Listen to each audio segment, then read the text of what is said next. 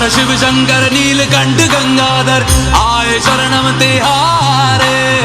ज्ञान ऐसा विशाल बैठे हो मृग नैन छाए माथे चंद्र विराजे। तनना ना ना ना ना तनना ना ना ना ना तनना ना ना ना ना ना ना ना ना तनना ना ना ना ना तनना ना ना ना ना तनना। नमस्कार बंधुरा, এটা আমার চতুর্থতম ব্লগ। তো আজকে আমি একটি খুবই আকর্ষণীয় জায়গায় যেতে চলেছি। ভিডিও থাম্বনেলে অবশ্যই দেখতে পাচ্ছেন কি লেখা রয়েছে। তো এক রাতে একটি শিব ঠাকুর কীভাবে, কোথায় এবং কীভাবে তৈরি হয়েছে সেটি দেখাবো এই ভিডিও। প্লেসটি খুবই সুন্দর, মনে হবে যে একটি জঙ্গলের মধ্যে এসেছি। উঁচু উঁচু পাহাড়ের মতো উঁচু উঁচু মাটির ঢিবি রয়েছে। তো তার উপরে এই শিব মন্দিরটি,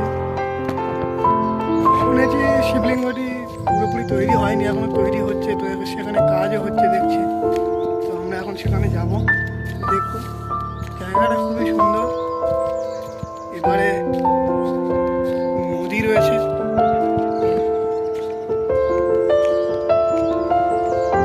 তো এই সেই রাস্তা, এখানে প্রচুর ছেলেরা কাজ করছে দেখা যাচ্ছে।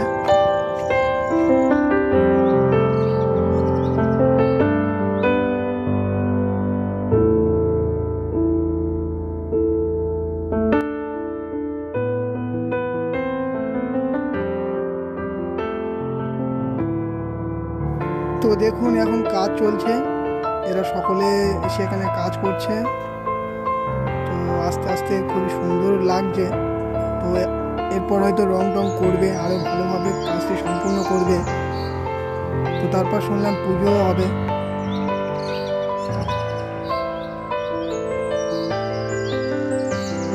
তো হয়তো দেবতার জন্ম ঠিক এরকমভাবেই হয়, এরকমভাবে এক রাতে একটি শিবলিঙ্গ বা যে কোনো পাথরকে পুজো করে হয়তো দেবতার জন্ম হয়।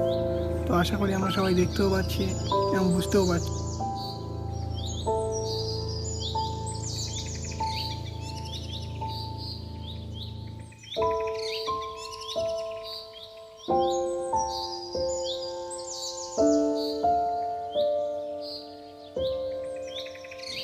তো যারা এইসব কাজ করেছে, তো তারা সব এক জায়গায় বসে আলোচনা করছে, নেক্সট কি করবে না করবে এই নিয়ে আলোচনা হচ্ছে।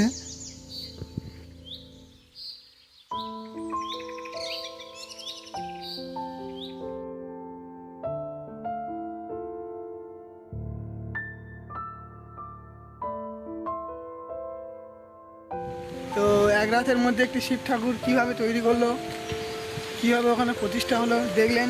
এখনও কাজ চলছে। শুনলাম ওরা নাকি পুজো দেবে বড় করে, খুবই ভালো বিষয়। লাস্ট শিবের মাথা জল ঢালাতে ওরা জল দেবে, পুজো শ্রী হবে। তো সেটা নিয়েও একটা ভিডিও বানাবো নেক্সট ভিডিওতে। তো আশা করি সবাই ভালো আছেন। তো এখন বাড়ি ফিরে যাব। তো দেখলাম আমরা সকলে, তো হয়তো বৃষ্টি আসবে, আকাশের অবস্থা খুবই খারাপ। তো ভিডিওটি কেমন লাগলে অবশ্যই বলবে এবং চ্যানেলটিকে সাবস্ক্রাইব করবে, লাইক করবেন এবং শেয়ার করবেন।